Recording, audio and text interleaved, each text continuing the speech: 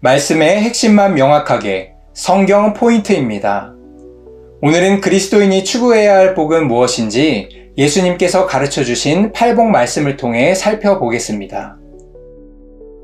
오늘날 많은 교인들이 추구하는 복을 보면 물질의 복, 평안의 복, 건강의 복 같은 것들입니다. 새벽 기도를 통해 이런 복을 구하고 응답을 받으면 하나님께서 주신 복이라 간증하곤 합니다. 물론 하나님께서는 개인의 형편에 따라 이러한 복을 주시며 우리는 그것을 누릴 수도 있습니다. 하지만 성경이 말하는 복은 이것이 전부가 아닙니다. 성경에서 말하는 복은 성경 안에서도 시대마다 변하게 됩니다.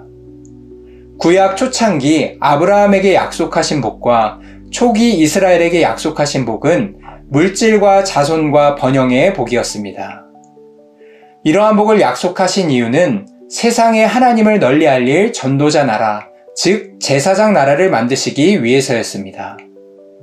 작은 민족이었던 이스라엘이 국가를 만들려면 물질의 복이 필요했기 때문에 주신 것입니다. 그러나 하나님께서 물질의 복을 허락하셔서 이스라엘이 번영하게 되자 하나님의 백성들이 선물을 주신 하나님보다 선물에 더 집착하며 하나님을 삶의 우선순위에서 뒷전에 두는 일들이 벌어집니다. 그리고 그러한 결과는 신앙적, 도덕적 타락이었습니다. 이에 구약에서도 복에 대한 관점의 변화가 일어납니다. 그래서 우리가 잘 아는 아굴의 잠언에는 이런 기도가 나옵니다. 나를 가난하게도 마옵시고 부하게도 마옵시고 오직 필요한 양식으로 나를 먹이시옵소서. 내가 배불러서 하나님을 모른다 할까오며 가난해서 도둑질함으로 하나님의 이름을 욕되게 할까 두렵습니다. 즉 가난하지도 부하지도 않은 것이 복된 삶이라고 말하며 복에 대한 관점이 변한 것입니다. 이후 구약 역사가 흐를수록 이스라엘이 물질에 대한 집착 때문에 점점 타락하게 되고 부한 자들이 약자들을 무시하고 억압하게 되자 아모스와 미가와 같은 예언자들은 부한 자들에 대한 경고와 저주를 선포하게 됩니다. 부에 대한 관점이 하나님께서 주신 복에서 경계해야 될 대상으로 바뀐 것입니다.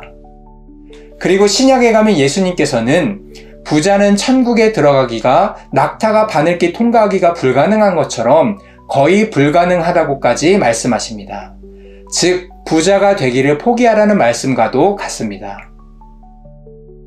이러한 관점에서 예수님의 팔복 말씀은 무엇이 신약 시대를 사는 그리스도인들이 추구해야 할 복인지 명확하게 알려주시는 말씀입니다. 복에 대한 예수님의 말씀에 따르면 심령이 가난한 자는 복이 있습니다. 누가복음에서는 같은 말씀을 실제로 가난한 자가 복이 있다고 말씀하시는데 심령이 가난하든 물질적으로 가난하든 하나님밖에 의지할 것이 없는 자가 복이 있습니다.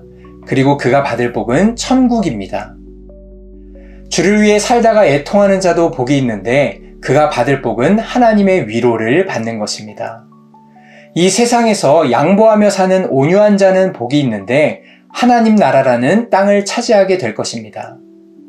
먼저 그 나라와 의가 이루어지는 것에 줄이고 목마른 갈망이 있는 자는 복이 있는데 하나님께서 주시는 만족을 누리게 될 것입니다.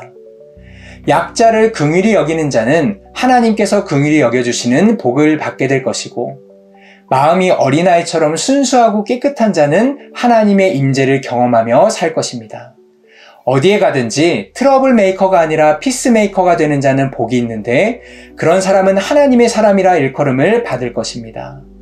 옳은 일을 하다가 박해받는 자는 복이 있는데 천국을 상속받게 될 것입니다. 예수님을 전하다가 욕을 먹고 손해를 보면 복이 있는데 하늘의 상이 클 것입니다. 이러한 예수님의 팔복 말씀을 요약하면 성도가 하나님 나라를 위해 예수님처럼 자발적 청빈의 삶을 살고 옳은 일을 하고 살며 전도하는 삶을 살면 그가 받을 복은 하나님의 임재를 이 땅에서도 누리게 되고 결국 천국을 받게 된다는 것입니다. 즉 그리스도인이 진정으로 추구해야 할 복은 이 땅에서 하나님의 임재를 누리는 복과 천국의 복입니다. 바라기는 구약의 성도들보다 많은 은혜와 계시를 받은 우리가 복에 있어서도 더욱 성숙하고 발전된 복을 추구하며 살아서 예수님께서 약속하신 진정한 복을 받게 되길 소망합니다.